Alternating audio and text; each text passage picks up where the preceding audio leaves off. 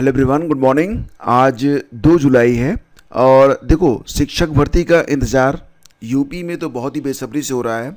लेकिन यूपी के जो पड़ोसी राज्य हैं वहाँ से, यानी कि बात करें बिहार से, तो अब राजस्थान भी पीछे नहीं है। राजस्थान में भी 15,000 पदों पर टीजीटी और पीजीटी के लिए जो पद हैं उसको जारी किए जाएंगे। हाल ही में ये न्यूज़ जो है ये प्रकाशित हुई है।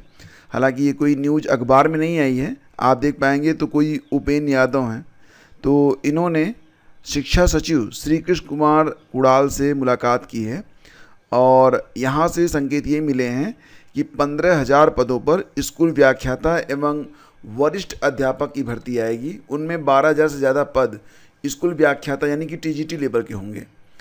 तो फिलहाल यहाँ पर यह भी खबर है कि राज्य सरकार द्वारा 177 स्कूलों को अपग्रेड किया गया है।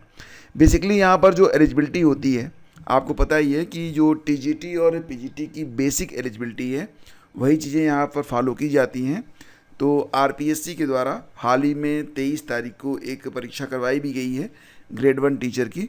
तो उसके बाद 15,000 पदों पर नई भर्ती के संकेत यहाँ से मिल रहे हैं।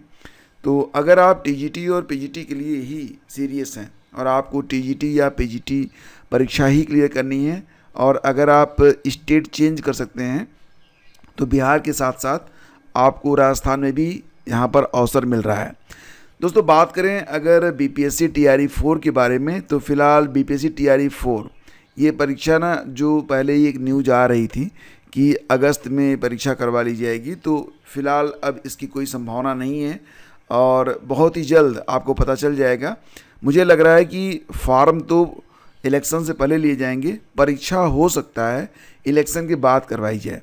देखो, ये सारी बातें अनुमान पर हैं। अभी बिहार में एसटीईटी भी होनी है।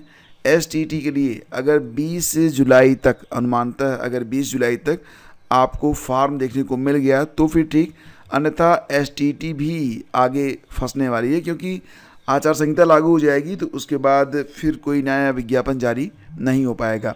तो फिलहाल थोड़ा सा वेट करिए आप लोग बिहार के लिए। लेकिन राजस्थान में ये वैकेंसी आने जा रही है। कुल 15,000 पद हैं टीजीटी और पीजीटी के लिए और एलिजिबिलिटी सेम रखी गई है। इस बार जो बीएड है वो कंपलसरी है for both TGT and PGT, TGT में भी और पीजीटी में भी। और अगर आप यहाँ पर अपनी जो क्राइटेरिया है एलिजिबिलिटी की उसको धारित करते हैं तो तैयारी में आप लोग लग सकते हैं। आईबीपीएस में भी पीओ, प्रोबेशनरी ऑफिसर और एमटी दोनों के लिए यहाँ पर 6,215 पदों पर आवेदन की प्रक्रिया शुरू है। तो अगर आप सामान्यतः एक स्नातक हैं तो यू आर एलिजिबल, आप यहाँ पर आवेदन कर सकते हैं। और बाकायदा मैं आपको नोटिफिकेशन भी यहाँ पर शो कर देता हूँ ताकि आप इसे देख पाएँ। तो दोस्तों, यहाँ पर ना सबसे पहले तो बात कर लेते हैं कि जो आपकी एलिजिबिलिटी है वो कितनी होनी चाहिए। तो एलिजिबिलिटी बहुत ही सामान्य है और वो ये है कि आप अगर स्नातक हैं देन यू आर एलिजिबल। कोई भी स्ट्रीम की बाध्यता, कोई भी परसेंटेज की बाध्यता यहाँ पर नहीं रखी गई है। 1 जुलाई से लेकर 21 जुलाई तक आप आवेदन कर सकते हैं। और अभी जो डेट्स हैं एग्ज़ाम वगैरह की वो आई नहीं है, लेकिन यहाँ पर प्री की भी परीक्षा होती है और मेंस की होती है। तो प्री की परीक्षा आपकी अगस्त में होगी, मेंस की परीक्षा आपकी अक्टूबर में होगी और जो आपका पीटी होगा, पर्सनालिटी टेस्ट, ये नवंबर दिसंबर में होगा। और फिलहाल आपको जो अलॉटमेंट है वो जनवरी फरवरी 2026 में दिया जाएगा। इंटरव्यू भी इसमें होता है, तो इंटरव्यू जो है वह ये दिसंबर जनवरी में करवाया जाएगा। यानी कि पीटी के बाद जो है दिसंबर जनवरी में आपका इंटरव्यू होगा, फिर जनवरी फरवरी में आपको अलॉटमेंट लेटर मिल जाएगा। तो ये डेट्स हैं, आप देख पा रहे होंगे। और इसी के साथ जो एलिजिबिलिटी होनी चाहिए, ये क्या होनी चाहिए, तो दोस्तों सबसे पहले तो ये कि ऑल ओवर इंडिया आप किसी भी स्टेट के हों यू आर एलिजिबल, आप आवेदन यहाँ पर कर सकते हैं। और रही बात उम्र सीमा की, तो उम्र सीमा जो है 20 साल से लेकर 30 साल के बीच में आपकी होनी चाहिए। और यहाँ पर जो एज रिलैक्सेशन है वो एससी और एसटी को 5 साल का, ओबीसी को 3 साल का एज रिलैक्सेशन दिया गया है। बाकी जो एज रिलैक्सेशन है 10 साल, 5 साल, ये आप देख लीजिएगा नोटिफिकेशन में। अब शैक्षिक योग्यता के बारे में बात करते हैं।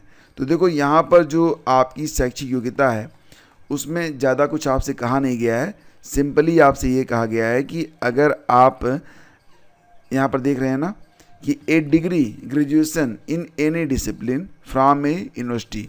तो अगर मान्यता प्राप्त किसी भी संस्थान से आपने स्नातक किया है देन यू आर एलिजिबल। और ये जो नोटिफिकेशन है यह कुल 53 पेज का है। तो बाकी जो पेजेज हैं यानी कि जो पूरा पीडीएफ है ये आपको हमारे टेलीग्राम चैनल स्टडी विद ज्ञान प्रकाश पर देखने को मिल जाएगा। ये देखिए यहाँ पर आपको बताया गया है कि सिलेबस क्या रहेगा, स्ट्रक्चर ऑफ एग्जामिनेशन। तो जो आपकी प्री की परीक्षा होगी तो ये ऑब्जेक्टिव टाइप होगा, कुल मिला के 60 मिनट का आपको समय मिलेगा। 100 नंबर की परीक्षा होगी, नंबर ऑफ क्वेश्चंस 100 रहेंगे। इसमें इंग्लिश लैंग्वेज क्वांटिटेटिव एप्टीट्यूड के 35 प्रश्न और रीजनिंग एबिलिटी के 35 प्रश्न। बेसिकली देखा जाए तो इंग्लिश, इसके बाद क्वांटिटेटिव एप्टीट्यूड और रीजनिंग पर आधारित कुल 100 प्रश्न आपसे पूछे जाएंगे। अब मीडियम यहाँ पर इंग्लिश और हिंदी बोथ दोनों रहेगा और इस प्रकार से 60 मिनट का यह आपका पेपर होगा, ऑनलाइन पेपर रहेगा। और मेन एग्ज़ाम में तो थोड़ा सा सिलेबस जो है लंबा है। तो मेन में क्या क्या है आप देख पा रहे होंगे, कुल 160 मिनट का समय आपको मिलेगा। 200 नंबर की परीक्षा होती है। नंबर ऑफ क्वेश्चंस कितने होते हैं 145। कहाँ से प्रश्न आएंगे तो देखो यहाँ पर रीजनिंग के प्रश्न होंगे, general economy, banking awareness, digital financial awareness, English language, data analysis वगैरह से प्रश्न आपके पूछे जाते हैं। तो मैंने आपको सिलेबस इसलिए बताया ताकि आप समझ सकें कि ये फॉर्म आपको भरना चाहिए या फिर नहीं भरना चाहिए। बाकी जो प्रक्रिया है इसके लिए आप नोटिफिकेशन देख लीजिएगा और इसके बाद ही आप लोग आवेदन कीजिएगा। नोटिफिकेशन आपको टेलीग्राम और व्हाट्सएप जो चैनल है दोनों पर देखने को मिल जाएगा। आगे बढ़ते हैं और ये देखिए आपकी जो ऑफिशियल वेबसाइट है, आवेदन कैसे करेंगे आप, तो IBPS की जो ऑफिशियल वेबसाइट है वहीं से आप आवेदन कर सकते हैं। और प्रयागराज में police modern senior secondary school से वैकेंसी आई हुई है। हालांकि वैकेंसीज, नंबर ऑफ़ वैकेंसीज तो ज़्यादा नहीं है, पोस्ट ज़्यादा नहीं है, लेकिन अगर आप प्रयागराज में ही रहते हैं तो आप थोड़ा सा इसमें आवेदन करना चाहें तो कर सकते हैं। ये जो लोकेशन इसकी धूमनगंज में होगी। इसमें 2 पद हैं, अकाउंटेंट का पद है और सफाई कर्मी का पद है। अकाउंटेंट को मंथली मिलेगा 20,550 रुपये।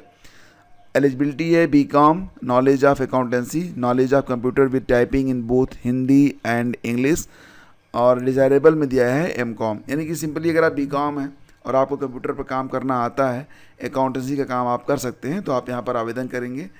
फ़िलहाल यहाँ पर तो रिटन पेपर, टाइपिंग टेस्ट और इंटरव्यू सब होगा आपके लिए अकाउंटेंट में। सफाई कर्मी तो में केवल आपसे इंटरव्यू लिया जाएगा। फॉर्म आप चाहें तो ईमेल से भी भेज सकते हैं या फिर आप बाय पोस्ट भी भेज सकते हैं। 100 रुपये की फ़ीस आपको देनी पड़ेगी। अगर आप खुद जाके फॉर्म जमा करते हैं तो काउंटर पर 100 रुपये आपको जमा करने पड़ेंगे, या फिर आप 100 रुपये जो है DD बनवा कर भी जमा कर सकते हैं। फ़ीस आपकी वापस नहीं होगी। तो ये जो विज्ञापन जारी हुआ है तो इसको भी अगर आप चाहें तो टेलीग्राम चैनल पर जाकर देख सकते हैं, वहाँ से आपको पूरी जानकारी मिल जाएगी। कंप्यूटर सहायक के 13 पदों के लिए ऑनलाइन आवेदन UPPSC में स्टार्ट हुए हैं। तो फिलहाल यहाँ पर देखेंगे तो 2 चरणों में, यानी कि एक रिटन एग्ज़ाम होगा और इसके बाद टाइप टेस्ट होगा।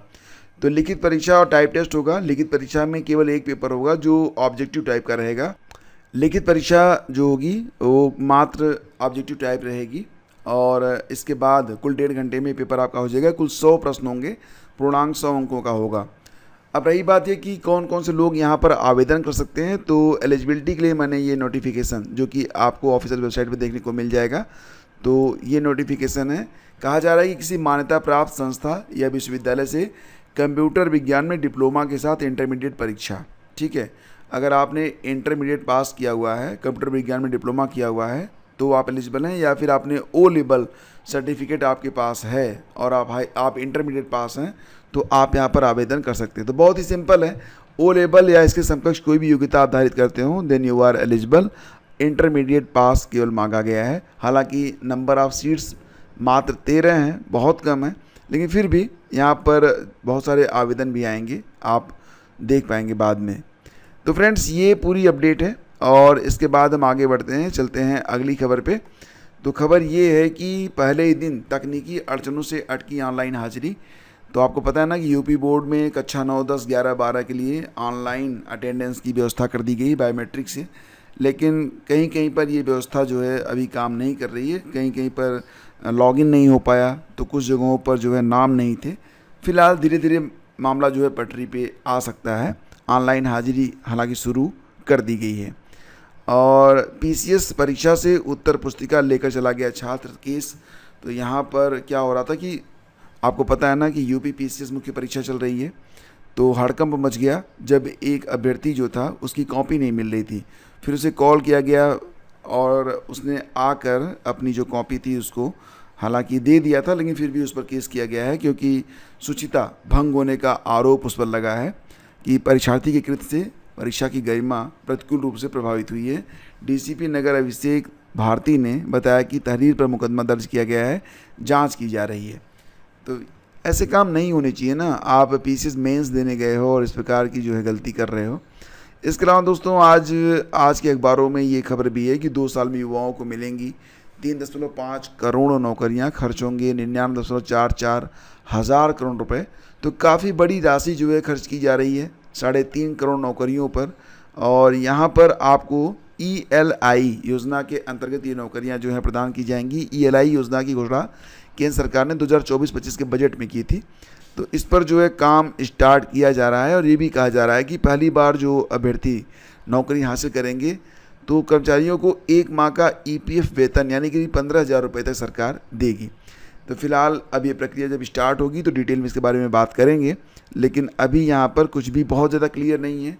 हाँ, ये कहा जा रहा है कि अगले 2 सालों में 3.5 करोड़ नौकरियां जो हैं वो आपको मिलेंगी। और 3.5 करोड़ जो नौकरियां हैं इसमें बहुत सारे युवा ऐसे भी हैं जो कि ट्रेंड हैं, जो कि अनट्रेंड हैं, सभी को ध्यान में यहाँ पर रखा गया है। बाकी डिटेल मैं आपको एक अलग वीडियो में बताऊँगा। तो फ्रेंड्स, ये थी आज की न्यूज़ अपडेट। थैंक यू हमसे जुड़ने के लिए। अगर ये सेशन आपको अच्छा लगा है तो लाइक और शेयर कीजिएगा। इस अगले वीडियो में धन्यवाद।